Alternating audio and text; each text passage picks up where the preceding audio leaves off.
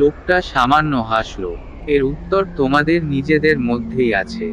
কিন্তু সতর্ক থেকো, এই জায়গায় সবাই বন্ধু নয়। তারপর সে হাওয়ার মতো মিলিয়ে গেল। তারা তিনজন স্তব্ধ হয়ে দাঁড়িয়ে রইল। বাতাসের মধ্যে আবার সেই ফিসফিসানি ফিরে এলো, আর দূরে কোথাও যেন অন্ধকারের মধ্যে কারো ছা নড়ল। চারপাশের ধোঁয়াশা একটু একটু করে ঘন হয়ে আসছে। রুদ্র, নন্দিনী আর সৌম্য যেন একটা দমবন্ধ করা শূন্যতার মধ্যে আটকে গেছে। বাতাসের ফিসফিসানি আরো জোরালো হয়ে উঠেছে, আর দূরে কোথাও কারো ছা নড়াচড়া করছে। আমরা এখানে বেশি সময় থাকতে পারবো না, রুদ্র নিচু গলায় বলল। নন্দিনী কাপা কণ্ঠে বলল, কিন্তু পথ কোথায়? আমরা কিছুই দেখতে পাচ্ছি না। সৌম্য চারপাশে তাকিয়ে বলল, আমার মনে হয় ওই দিকটায় কিছু একটা আছে। তারা ধীরে ধীরে সেই দিকটায় এগিয়ে গেল। ধোঁয়ার ভেতর দিয়ে সামনের পথটা ঝাপসা দেখা গেলেও একটু এগিয়ে যেতেই তারা দেখতে পেল ধ্বংসস্তূপের ভেতর একটা পুরনো দরজা দাঁড়িয়ে আছে। দরজাটা যেন হাওয়ার মধ্যে ভাসছে। এর গায়ে অদ্ভুত সব চিহ্ন খোদাই করা, আর এর সামনে দাঁড়াতেই তাদের মনে হলো যেন কেউ তাদের দিকে তাকিয়ে আছে। রুদ্র হাত বাড়িয়ে দরজার গায়ে স্পর্শ করতেই ঠান্ডা একটা অনুভূতি তার শরীর বেয়ে নেমে এলো। আমরা কি এটা খুলব? সৌম্য দ্বিধাগ্রস্ত কণ্ঠে বলল। রুদ্র একটু থেমে বলল, আমাদের আর অন্য উপায় নেই। আমরা এখানে আটকে থাকতে পারি না। নন্দিনী বলল, কিন্তু তুমি শুনেছ না? লোকটা বলল, সবাই বন্ধু নয়। যদি এটার পেছনে কোনো ফাঁদ থাকে। হঠাৎ বাতাস থেমে গেল। চারপাশে এক অদ্ভুত নীরবতা নেমে এলো। তারপর পেছনে থেকে কিসের যেন একটা শব্দ হলো। তারা তিনজন একসঙ্গে পিছন ফিরে তাকালো। অন্ধকারের ভেতর থেকে একটা ছা এগিয়ে আসছে। প্রথমে সেটাকে মানুষের মতো লাগছিল, কিন্তু তারপর ওটার শরীর লম্বা, হাড়গোড় বেরিয়ে থাকা, চোখের জায়গায় শুধু দুটো গভীর শূন্য গহ্বর। ওটা মুখ খুলল, কিন্তু কোনো শব্দ হলো না। কিন্তু রুদ্র অনুভব করল তার মাথার ভেতর একটা কণ্ঠ প্রতিধ্বনিত হচ্ছে। তোমরা এসেছো এখানে, ফিরে যাবে না। নন্দিনী চিৎকার করে উঠল, দরজা খোলো, রুদ্র। এক্ষুনি। রুদ্র কোনো কিছু না ভেবেই দরজাটা ধাক্কা দিল। সঙ্গে সঙ্গে দরজার ওপাশ থেকে একটা প্রবল টান অনুভূত হলো, যেন কিছু একটা তাদের গিলে নিচ্ছে। সবকিছু কুয়াশায় হারিয়ে গেল। রুদ্র আর কিছু দেখতে পেল না। তারপর সে বুঝতে পারল সে একা। নন্দিনী আর সৌম্য কোথায়? সে কি ঠিক জায়গায় এসেছে, নাকি সে কোথাও হারিয়ে গেছে? রুদ্র ধীরে ধীরে চোখ খুলল। চারপাশটা অস্পষ্ট লাগছিল, যেন কোনো ঘন কুয়াশার ভেতর দাঁড়িয়ে আছে। মাথাটা ভারী লাগছে, আর বুকের ভেতর এক অজানা আতঙ্ক জমাট বেঁধেছে। নন্দিনী, সৌম্য, সে চিৎকার করল, কিন্তু তার গলা যেন ফাঁকা বাতাসের মধ্যে মিশে গেল। কোনো প্রতিধ্বনি নেই, কোনো উত্তর নেই। সে একা। কিন্তু এটা কোথায়? চারপাশে তাকিয়ে দেখল জায়গাটা অদ্ভুতভাবে স্থির। ধূসর মেঘের মতো কুয়াশা চারপাশে ঘুরছে, কিন্তু বাতাসের কোনো প্রবাহ নেই।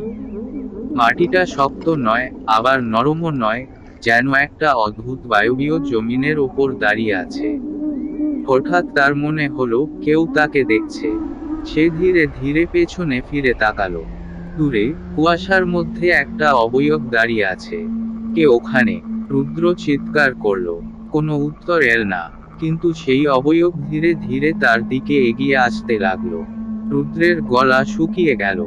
পালাবে, নাকি অপেক্ষা করবে? কিছু বলার আগেই কুয়াশার মধ্যে থেকে সেই অবয়ব স্পষ্ট হয়ে উঠল। একজন মানুষ। না, ঠিক মানুষ নয়। তার চোখ দুটো ছিল ঘন কালো, গভীর শূন্যতার মতো, যেখানে কোনো আলো প্রতিফলিত হয় না। তার গায়ে পুরনো ছেঁড়া পোশাক, শরীরটা যেন অর্ধেক বাস্তব, অর্ধেক কুয়াশার তৈরি। সে ঠোঁট নাড়িয়ে কিছু একটা বলল, কিন্তু রুদ্র শব্দ শুনতে পেল না। তারপর হঠাৎই সেই অবয়ব ঝাঁপিয়ে পড়ল। রুদ্র চিৎকার করে উঠে পিছিয়ে গেল, কিন্তু মুহূর্তেই চারপাশটা বদলে গেল। সে এখন একটা ঘরের মধ্যে।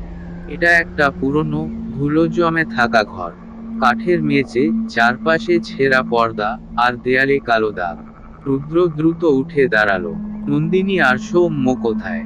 সে দরজার দিকে এগিয়ে গেল, কিন্তু দরজাটা এমনভাবে আটকে আছে যেন শতাব্দীর পর শতাব্দীর ধরে কেউ এটা খোলেনি। তারপর একটা শীতল বাতাস তার গায়ের ওপর দিয়ে বয়ে গেল, আর দরজার ওপাশ থেকে এল সেই ভয়ঙ্কর ফিসফিসানি কণ্ঠ। তোমরা ফিরে আসেছো, তোমাদের জন্য অপেক্ষা করা হচ্ছিল। রুদ্রের শরীর হিম হয়ে গেল।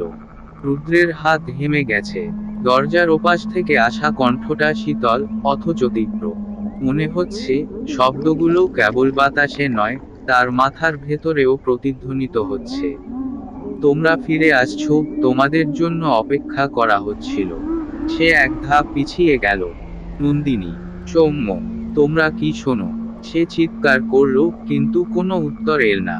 হঠাৎ দরজার কাঠামোটা নড়ে উঠল, যেন কেউ ওটা ভেতর থেকে ধাক্কা দিচ্ছে। রুদ্র দম বন্ধ হয়ে আসা অনুভব করল। দরজার নিচ দিয়ে কালো ধোঁয়ার মতো কিছু একটা প্রবাহিত হতে লাগলো। ধোঁয়াটা ধীরে ধীরে ঘরের মেঝের ওপর ছড়িয়ে পড়ল, আর তার ভেতর দিয়ে অসংখ্য ছার মতো অবয়ব চলাফেরা করছে।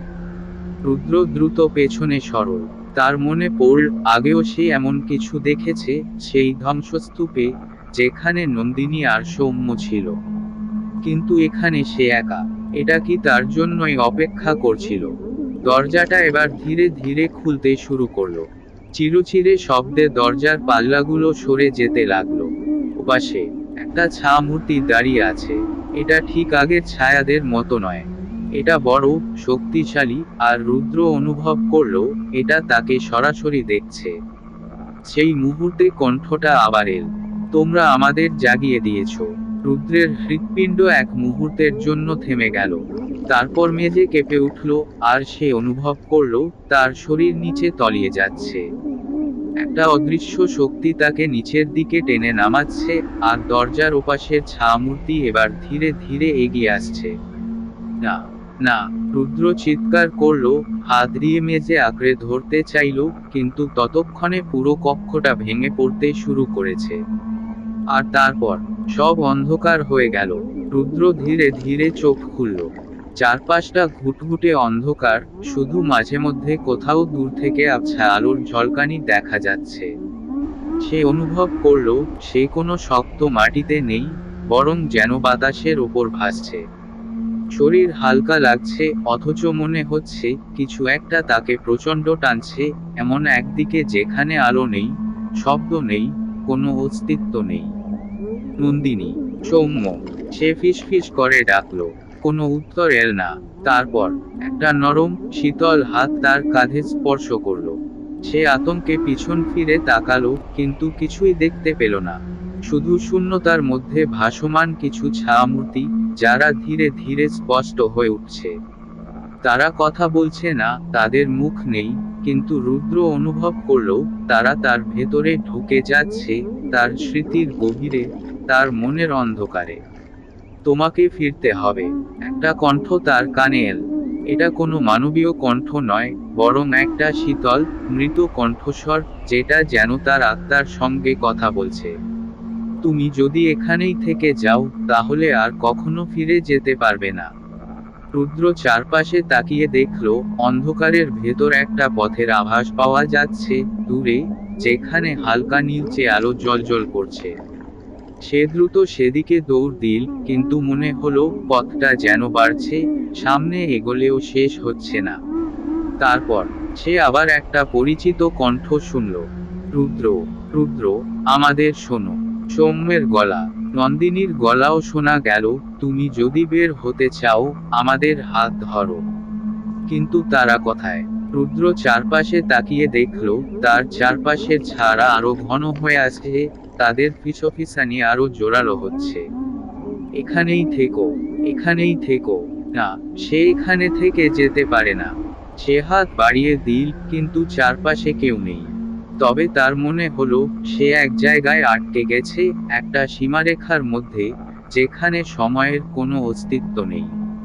সে কি এখান থেকে বের হতে পারবে, নাকি চিরতরে ছাড় জগতে হারিয়ে যাবে?